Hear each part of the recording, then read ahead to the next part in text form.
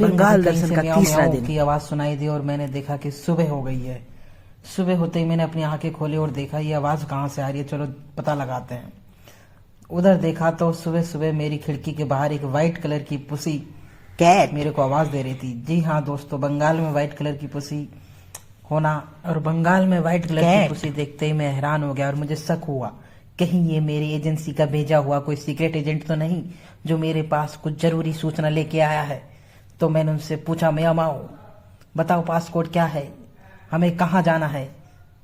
उसने बोला नीचे जाओ जल्दी से, पहले तो वहां पर 2 खुफिया एजेंट है, उनसे जाके संपर्क करना। नीचे जाते ही मैंने देखा कि आज की सुबह बहुत ही चमकीली सुबह हुई है। फिर मुझे याद आया कि चलो मिशन के लिए मुझे 2 सीक्रेट एजेंटों से भी मिलना है, चलो पता लगाते हैं वो कहाँ है। फिर थोड़ी ही देर मैंने देखा कि यहाँ पर मुझे जो डॉगीज मिले, मैंने पूछा उनसे कि हेलो कुकुर्स, आज का हमारा कहाँ का टूर लगेगा। कुकुर ने बोला आज तुम्हें जाना है मायापुर।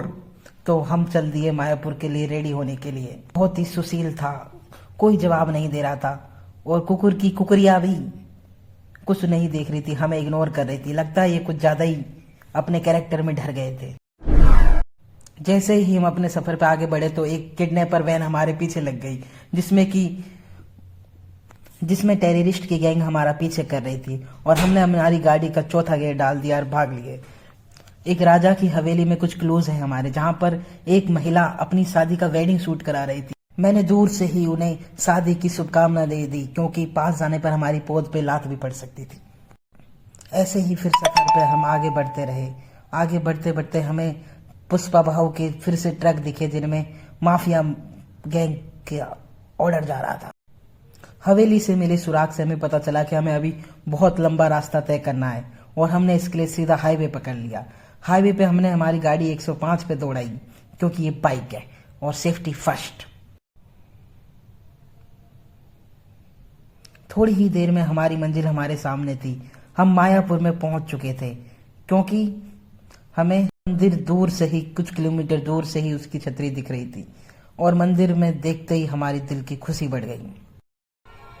मंदिर में घुसते ही सबसे पहले हमने हमारा गेटअप चेंज किया ताकि हमें कोई पहचान ना सके कि हम यहाँ सीक्रेट एजेंट बन के आए हैं। सबसे पहले मैंने अपने आप को कुर्ता वगैरह पहना और मैं बिल्कुल एकदम भगत आदमी बन गया। मंदिर में आए हैं तो इसी बहाने हम यहाँ राधा गौरी के भी दर्शन करेंगे क्योंकि हमारी गौरी तो चोरी हो चुकी है। मंदिर के नज़ारे लेते हुए दोस्तों मैं आगे बढ़ता रहा और मुझे बहुत ही अच्छा लग रहा था। यहाँ पर थोड़ी ही दूर आगे बढ़ने पर हमें यहाँ पर बहुत सारी गाइस दिखी। मैंने बोला हेलो गाइस, हमें कुछ बताइए कि हमें आगे कहाँ जाना है। उन्होंने बोला फ्री में नहीं बताऊंगी, पहले वहाँ जाके प्रसाद लेके आओ और मुझे चढ़ाओ। हमने फिर इस भाई साहब को रिश्वत दे के कुछ लड्डू का प्रसाद लिया और आगे बढ़ दिए। आगे चल के देखा कि हमें नंदी महाराज दिखाई दिए दूर से और पास जाकर देखा तो नंदी महाराज के दोनों सींग नहीं थे। मुझे ये देखकर उन पे दया आ गई कि शायद ये पुराने युद्ध में घायल हुए सिपाही हैं और मैंने उन्हें कहा कि लीजिए लड्डू खाइए और मुझे बताइए कि यहाँ के भगवान किस चीज से प्रसन्न होते हैं। थोड़ी ही दूर आगे चलकर मुझे एक सींगधारी बैल दिखा जो कि पूरे एटीट्यूड में था, जिसने हमें बिल्कुल भी भाव नहीं दिया। ये देखकर हमने भी उसे इग्नोर कर दिया और हम चल दिए। वहां से जाने के बाद हमें गाय माता दिखी और गाय माता हमें तुरंत पहचान गई और उन्होंने बताया यहाँ भगवान को प्रसन्न करने के लिए नाचना गाना होगा, जो कि मुझे ट्रेनिंग के दौरान सिखाया भी।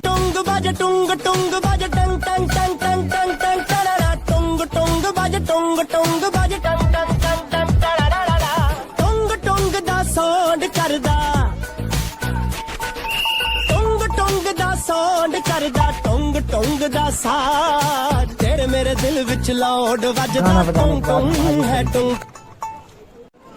पता नहीं दोस्तों ये क्या लिख रहा है, लेकिन मुझे इतना समझ में आ रहा है कि इससे हमें प्रसाद मिलने वाला है और वो प्रसाद हम खाएं। ये जो टोकन है दोस्तों, इससे ही हमें मिलने वाला है प्रसाद। ये मेरा भाई जो मेरे साथ आया है, हम दोनों के पास कूपन है कॉन्सर्ट का। अंदर जाते ही सबसे पहले हमें प्रसाद मिला और प्रसाद की थाली को हमने पूरा सफा चट कर दिया और यहीं पर हमें गुप्तचरों से सूचना मिली कि हमें आगे के मिशन के लिए एक द्वीप पर जाना होगा जहां पर हमें पारो से मिलना है। पारो की तलाश में मैं उस नाव पर बैठ गया और एक नए द्वीप पर जाने के लिए चल दिया, जिसका नाम था नवलद्वीप। यहाँ भी हमें अपनी पहचान छुपानी थी, इसलिए हमने अपना भेष बंजारों जैसा बना रखा था। दोस्तों चलते रहिए अभी। और दोस्तों इस नदी में दो नदियां मिलती है, लेकिन उनका पानी नहीं मिलता। एक था काला पानी और दूसरी ओर था हरा पानी। नवलद्वीप का फेमस मिष्टी देखते हैं, टेस्ट करके बताते हैं आपको कैसा लगता है। यहाँ पर दोस्तों हमें पारो तो नहीं मिली, लेकिन मिष्टी दही मिला, जो कि सच में बहुत टेस्टी था। अच्छा है, बहुत ही सुंदर फवारा था इधर, और मुझे लगा इधर भी कुछ हमें खुफिया जानकारी मिल सकती है, इसलिए हम पेड़ के पीछे छुप गए। पारो के मिलने के चक्कर में हमें अंधेरा हो गया था मंदिर तक लौटते लौटते, और हमें भजन संध्या भी सुननी थी। और दुख की बात यह है कि मंदिर के प्रवेश के अंदर आप अपने छवि उतारक यंत्रों को नहीं ले जा सकते, इसलिए मैं स्वयं ही अंदर गया कर मैंने वहां पर बताया कि इधर तो बड़ा मस्त प्रोग्राम हुआ। इन सभी बकचोदियों के बाद हम चल दिए हमारे बेस कैंप पर वापस लौट चले, और लौटने के लिए बहुत ठंड हो चुकी थी दोस्तों।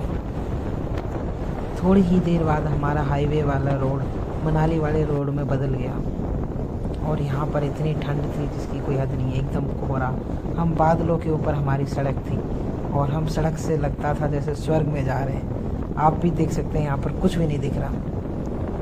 इधर धीरे धीरे हमारी पोद भी फटने लगी थी, तो मैंने अपने आप को स्टाफ का आदमी बताने के लिए अपनी लाइट जलाने के विचार किया। रुको मैं भी अपना लाइट जला लेता हूँ, ताकि संकेत होता रहे कि इधर गाड़ी आ रही है, तो वो भी पुलिस की गाड़ी आ रही है दोस्तों।